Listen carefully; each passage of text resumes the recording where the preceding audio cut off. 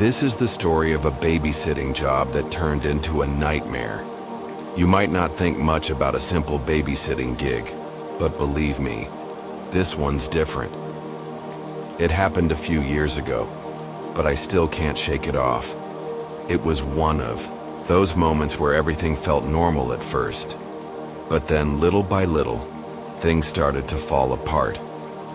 It all started when a friend of mine, Emily, called me up for a job. She knew I was looking for extra cash, and she had a family friend who needed someone to watch their kids for a few hours. They were supposed to go out for dinner, and the kids, two little ones, were already in bed. Sounded easy enough, right? The family's house was in the outskirts of town, a quiet place with large windows and a lot of trees around. I hadn't met the parents before, but Emily spoke highly of them. They seemed like an ordinary couple, just looking for a sitter for their kids. I had no reason to be nervous. I got to the house around 7 p.m. It was a big house with a porch and a long driveway. When I walked up to the door, a man, probably in his early 40s, opened it. He smiled warmly, introduced himself as John, and invited me inside. His wife Sarah was upstairs, getting ready to leave. Kids are already asleep. You won't have to do much, he said, handing me a few things.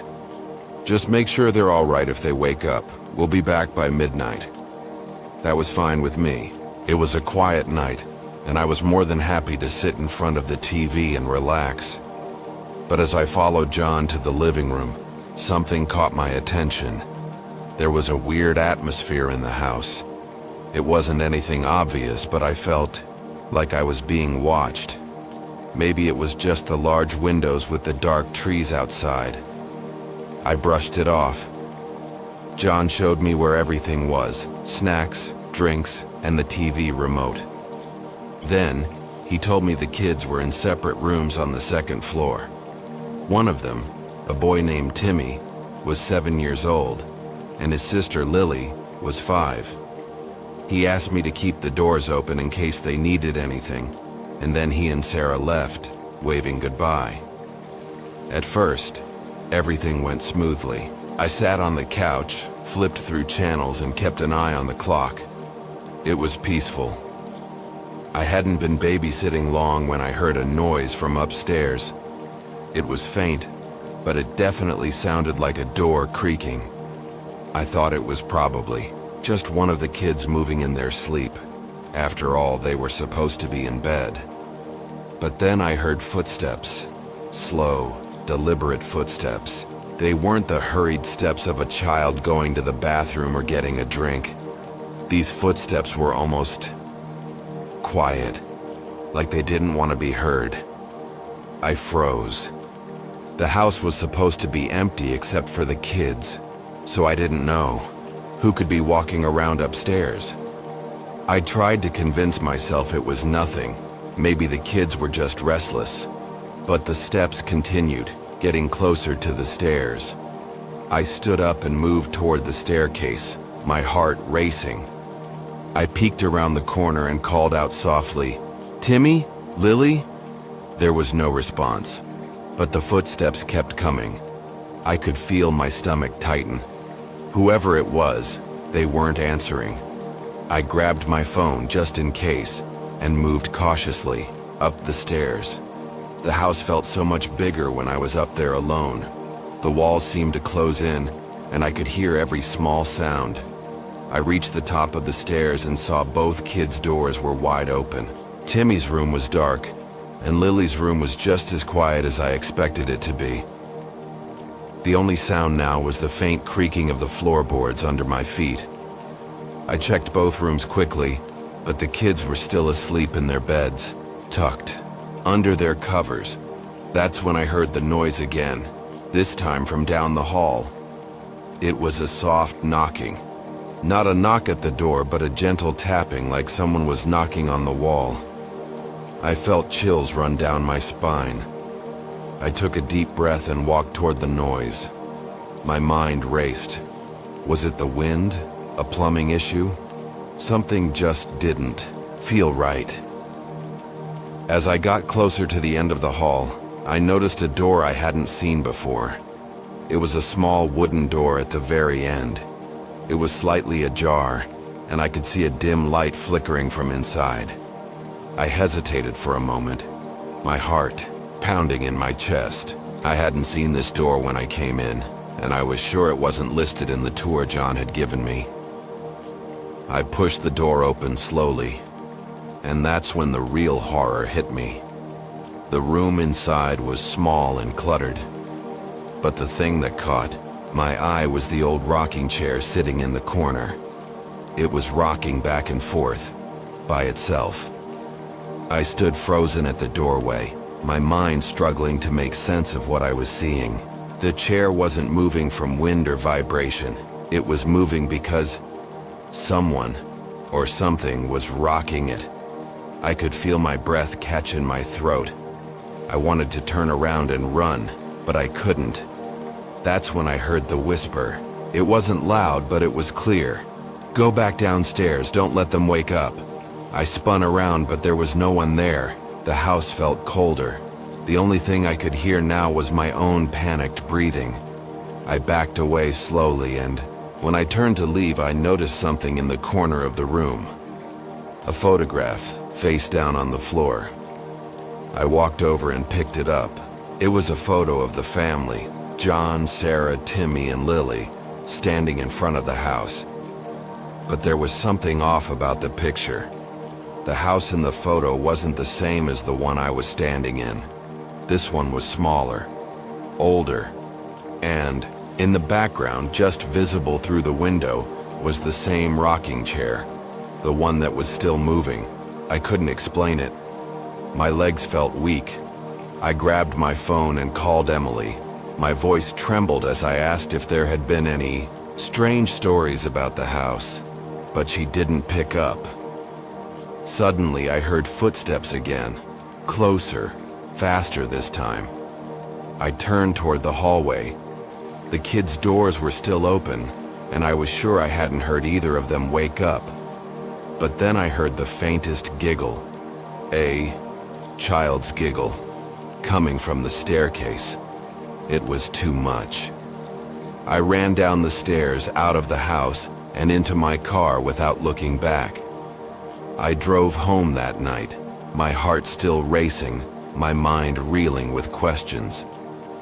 But I never went back to that house. I don't know what happened that night, but I do know this. The house wasn't right. The kids were fine, yes, but there was something else in there. And sometimes when I close my eyes, I can still hear that rocking chair in the distance.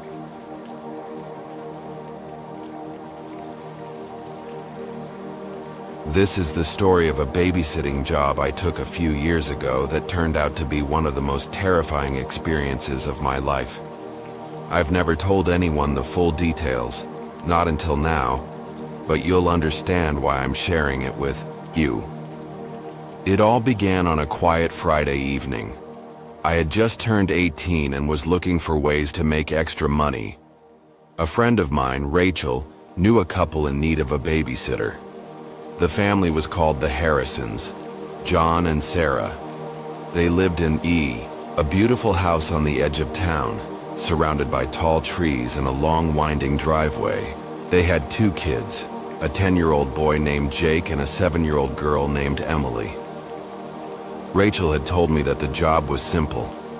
The parents were going out for a date night, and they needed someone to watch the kids for a few hours. At first, I thought it sounded easy enough. I didn't know the Harrisons well, but Rachel assured me they were nice people. Plus, I was excited to make some extra cash, so I agreed to help. I arrived at their house around 6:30 p.m.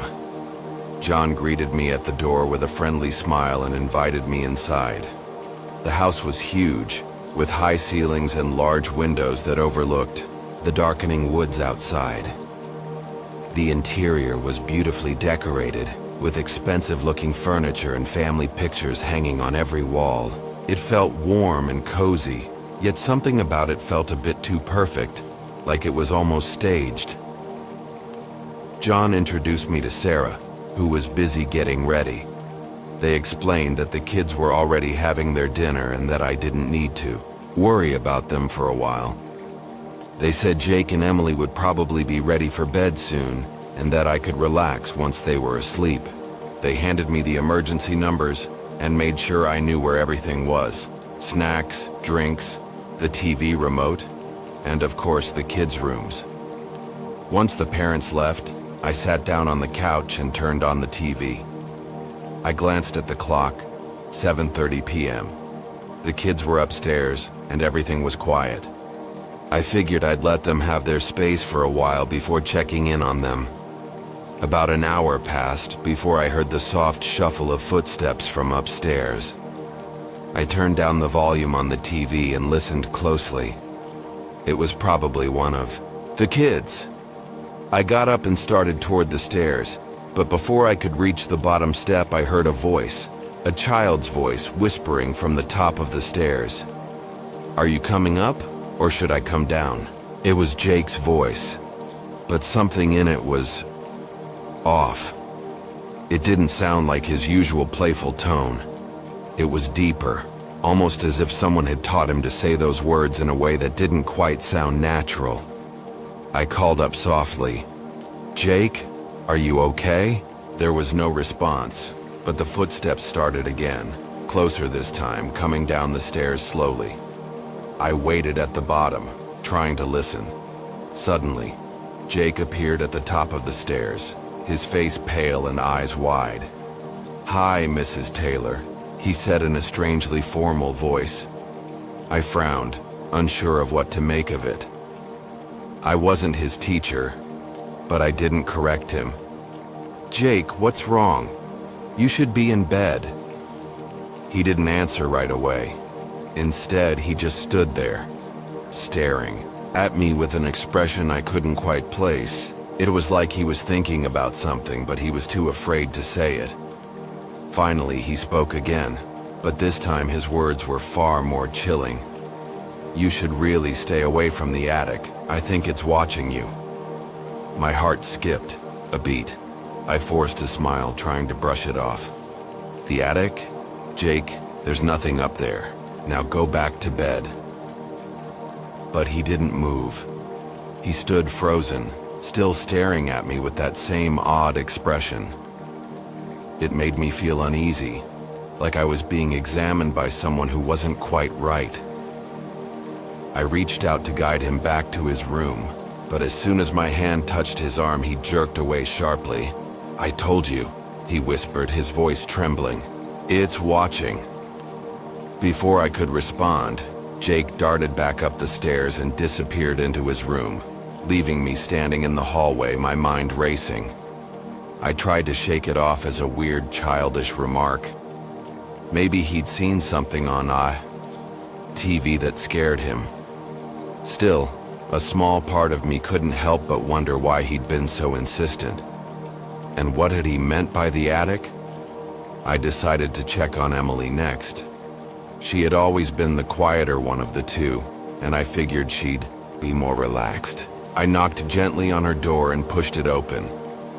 The room was dark and Emily was curled up under her blanket, eyes wide open. She didn't respond when I called her name, and she didn't even move.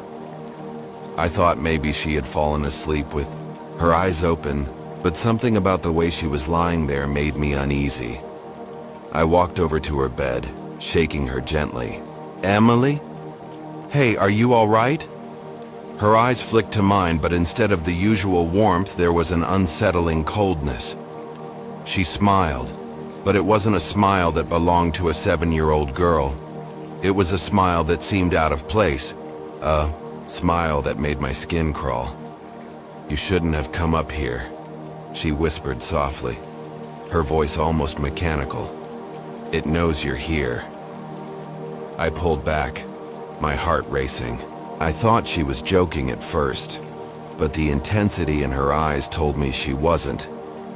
I quickly left her room and went back downstairs to collect myself. But as I turned the corner toward the living room, I froze. The attic door, which had been shut tight when I arrived, was now slightly ajar. The faintest hint of light flickered from behind it.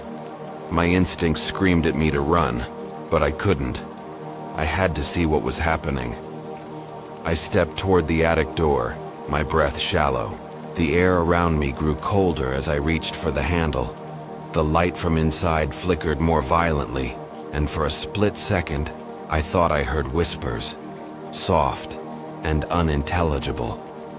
My hand trembled as I pushed the door open, revealing a set of narrow, creaky stairs leading up into the dark. I didn't know what to expect, but I wasn't prepared for what I saw. The attic was a small, cramped space filled with old boxes and forgotten furniture. In the far corner of the room, there was a rocking chair, moving on its own, back and forth, back and forth. As I stepped closer, I noticed something on the floor beneath it, a photograph. It was an old photo, yellowed with age, of the Harrison family, but in the photo, there was no sign of John and Sarah. Instead, there were two children, Jake and Emily, holding hands with a tall, shadowy figure standing behind them. The figure's face was hidden in darkness, but its presence was unmistakable. It felt like the thing that had been watching me. Suddenly, I heard the footsteps again, louder this time, coming closer. And then, a whisper in my ear. "You shouldn't have opened the door." I slammed the attic door shut and ran downstairs, my heart pounding in my chest. I didn't stop until I was in my car, speeding away from that house, not daring to look back. I never went back to the Harrisons' home. I don't know what happened to them after that night, but sometimes, when I'm alone, I can still hear those whispers. And I'll never forget the feeling of being watched.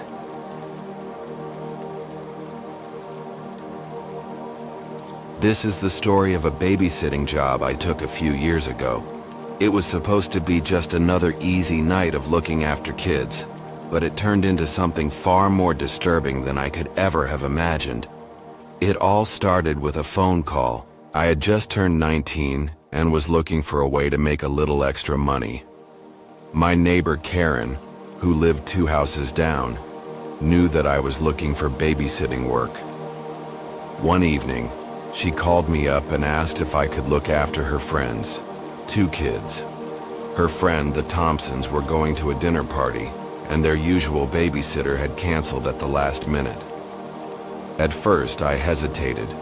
I didn't know the Thompsons well, but Karen assured me they were a lovely family and that their kids were well behaved. Plus, it was a good way to make some extra cash. I agreed and arranged to meet them that evening. The Thompsons' house was located just a few blocks away from mine, in a quiet suburban neighborhood. It was a typical family home, not too big, not too small, with a well-kept lawn and a white picket fence. I rang the doorbell, and a woman in her late 30s answered with a smile. She introduced herself as Sarah, the mother, and invited me inside. The house was warm and inviting, decorated with family photos and the smell of freshly baked cookies. I felt at ease right away. Sarah introduced me to her husband Tom, who was busy getting ready, and to their 2 kids, 8-year-old Jack and 6-year-old Lily. Jack was a lively boy with a mischievous grin, and Lily was quieter with big brown eyes that seemed to study everything around her. After a brief chat about the kids' bedtime routine and what they liked to eat, Sarah and Tom left for their dinner party, promising to be back before midnight. I was left alone with Jack and Lily, and they seemed perfectly content, at least at first. For the first hour, everything went smoothly. I played a board game with Jack, while Lily sat quietly beside us, drawing pictures with crayons. As the evening wore on, however, things started to feel off. It wasn't anything I could put my finger on, just a strange sense of unease that seemed to grow the longer I was there. Around 8:30 p.m., Lily suddenly got up from the table and wandered into the living room. I figured she was tired of drawing and decided to watch TV, so I didn't think much of it. But a few minutes later, I heard a strange sound coming from the hallway. A low, almost rhythmic tapping. It sounded like someone was tapping their fingers against the wall. I turned to Jack, who was still absorbed in his game. "Do you hear that?" I asked, but he didn't seem to notice. I shrugged it off, figuring it was just the house settling. But the tapping continued, growing louder and more deliberate. Curious, I stood up and made my way to the hallway. To my surprise, Lily was standing at the end of the hall facing the wall, her fingers gently tapping against it. Her back was to me and she wasn't saying a word. I called out to her, but she didn't respond. "Lily?" I asked, stepping closer. "What are you doing?" She turned slowly, and when she looked at me, her expression was blank. Her eyes, which had been so full of life earlier, were now wide and unblinking. She didn't smile or say anything. She just stared at me, her fingers still tapping against the wall. "Lily, honey, what's wrong?" I asked again, my voice now tinged with concern, but she didn't answer. Instead, she turned back toward the wall, resuming her strange tapping. A cold chill ran down my spine as I stood there, unsure of what to do. I called her name one more time, but when she didn't respond, I turned and went back to Jack. I wasn't sure if something was off with Lily, or if maybe she was just in one of those moods, but something felt wrong. I shook off the feeling and tried to focus on Jack, who was now asking to watch his favorite TV show. I agreed, figuring the distraction would help. We sat down in the living room and I flipped on the TV. But as the show played, I couldn't shake the feeling that something was still wrong. The house was too quiet, and the rhythmic tapping sound hadn't stopped. I glanced over at Lily, who was still standing in the hallway, her back to me, her fingers tapping against the wall. I decided to check on her again. As I walked down the hallway, the air grew colder, and the tapping sound became louder, more pronounced. When I reached the end of the hall, I saw Lily still standing there, completely still. She wasn't even moving anymore, just staring at the wall with those empty, unblinking eyes. I knelt down beside her, trying to get her attention. "Lily, sweetie, we need to talk," I said, gently placing my hand on her shoulder. But when I touched her, she flinched, like my hand had shocked her. She quickly spun around and backed away from me, pressing herself against the wall. Her voice, when she finally spoke, was low and almost unrecognizable.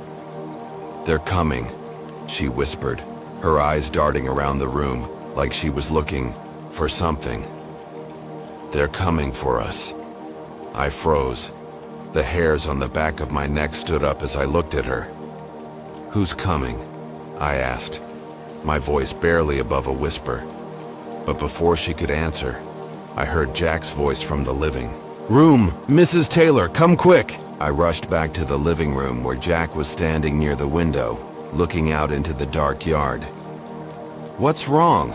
I asked, my heart pounding. Jack pointed toward the window, his face pale. "There's someone out there," he said, his voice trembling.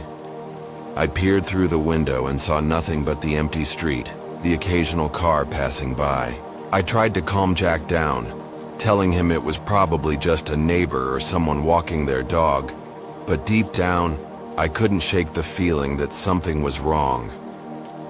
Suddenly, I heard the unmistakable sound of footsteps in the hallway behind me. I turned quickly, expecting to see Lily, but there was no one there. The hallway was empty.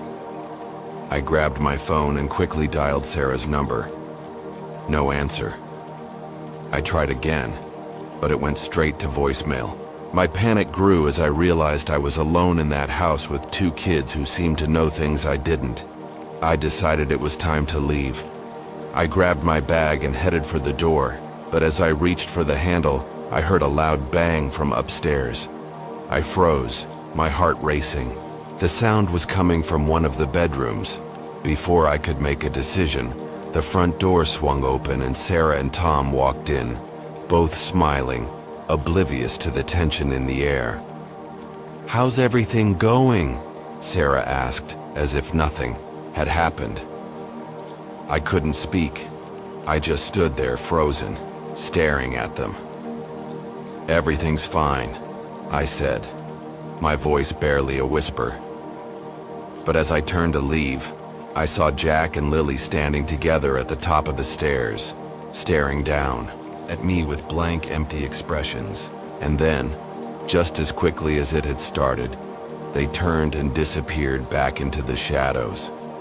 I never babysat for the Thompsons again, and to this day, I don't know what happened that night, but I'm convinced something was wrong with that house.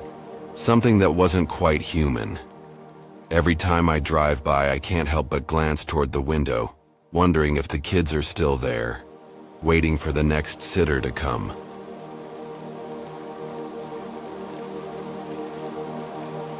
This is the story of a night that I'll never forget. It was supposed to be a simple babysitting job, but it turned into something I can't explain, something that still haunts me to this day. It all started when my friend Emily told me about a family she knew who needed a babysitter for the evening. The parents, Mark and Julie, had a night out planned and needed someone to look after their two kids, Ben and Emma. I had babysat for Emily before, and she said the job would be easy. Mark and Julie were kind, the kids were well behaved, and I'd get paid well for just a few hours of work. It sounded like an easy way to earn some extra cash. I arrived at the Thompsons' house around 6 p.m., greeted by Julie at the door with a warm smile. She was a tall, elegant woman with short brown hair and a calming presence. "Thanks so much for helping us out tonight," she said, as she led me inside. "The kids are already eating dinner in the kitchen. I'll show you around and then we'll be off." The house was a beautiful two-story home with dark wooden floors and soft, dim lighting. It smelled of fresh flowers and something sweet baking in the oven. I felt instantly comfortable, as if I was visiting an old friend. In the kitchen, Ben and Emma were sitting at the table finishing their dinner. Ben was 10, a typical energetic boy with messy brown hair and a love for video games. Emma, on the other hand, was 7, quiet and shy, with blonde pigtails and big blue eyes. They both looked up when I walked in, and they greeted me with smiles. Julie quickly explained the kids' bedtime routine. After dinner, they could watch a movie for a bit, and then they'd go to bed around 8:30 p.m. She handed me a small list with their favorite snacks and a few rules about the house. She seemed like she had everything planned out perfectly. Julie and Mark were in a rush to leave, so they said their goodbyes and hurried out the door. At first, everything was fine. I sat with the kids and we watched an animated movie they had picked out. Ben and Emma were quiet, but content, occasionally talking about their favorite characters. As the movie went on, though, I started to notice something strange.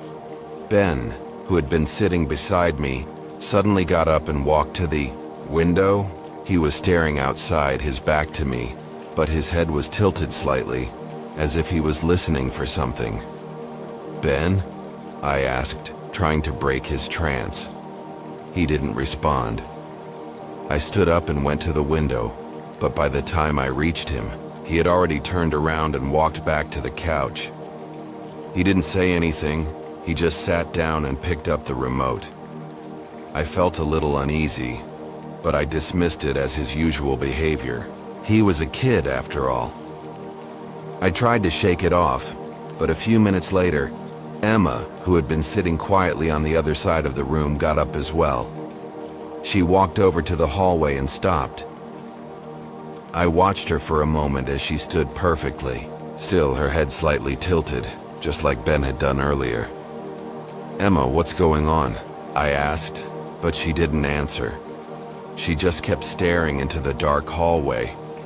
I walked over to her, gently took her hand, and asked, "Are you okay?" She looked up at me, her blue eyes wide with fear.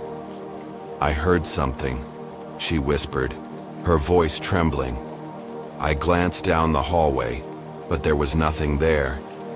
Just the usual family photos and a closed door leading to what I assumed was a guest room. "It's okay, sweetie. Maybe it was just the house settling," I said, trying to comfort her. But as I spoke, I couldn't shake the feeling that something was off. I walked Emma back to the couch and sat with her, hoping the unease would pass. Ben, on the other hand, seemed completely fine, engrossed in his game as if nothing had happened. I tried to act normal, but the feeling of being watched crept over me. It was like something wasn't right in that house. After a few minutes of silence, the TV suddenly flickered. The screen went black for a split second before returning to the show we were watching. I glanced around, feeling a sudden chill in the air. "Did you see that?" I asked Ben. But he wasn't paying attention. He was too absorbed in his game. Emma, on the other hand, had noticed. She was sitting with her hands over her eyes, her fingers peeking through, watching the screen. "I don't like it," she said in a small voice. "The man in the shadows is watching us." I froze. "What do you mean, Emma?" I asked, my heart starting to race. Emma pointed to the TV, her fingers shaking. "He's there, in the shadows. He always watches." My breath caught in my throat. The TV screen was flickering again, and this time, I could swear I saw someone, in the dark corner of the screen. It looked like a figure, dark and indistinct, lurking in the background. I quickly turned off the TV, trying to dismiss the fear that was welling up inside me. "Let's take a break from the movie," I said, my voice shaky. "How about we go play a game instead?" But Emma wouldn't move. She was still staring at the blank TV screen, her eyes wide. Ben didn't notice anything odd. He was too busy with his game. I stood up and walked to the window, trying to clear my head. Outside, the night was still and quiet, with only the occasional rustle of leaves in the wind. But even though everything looked normal, something in the house felt off. Very off. I turned to face the kids. Ben was still playing his game, but Emma was now standing by the door, staring at something I couldn't see. I asked her, "Emma, what's wrong?" She didn't answer. She just turned and walked toward the dark hallway again, just like before. This time, I decided to follow her. As I walked down the hallway, the house seemed colder. I felt a creeping dread that made my skin crawl. When I reached the end of the hallway, I saw Emma standing in front of the door to the guest room, staring at it. "Why don't we go back to the living room, okay?" I said, trying to remain calm. But she shook her head. "He's in there. He's always in there," she whispered, her voice barely audible. At that moment, I felt a rush of panic. I wasn't sure what was going on, but something about that room, and the way Emma was behaving, scared me. I turned to leave, but before I could, I heard a faint sound from behind the door, like something scraping against the wood. "Ben! Emma!" I called, turning to run back to the living room. But when I looked down the hallway, the kids were both gone. The living room was empty.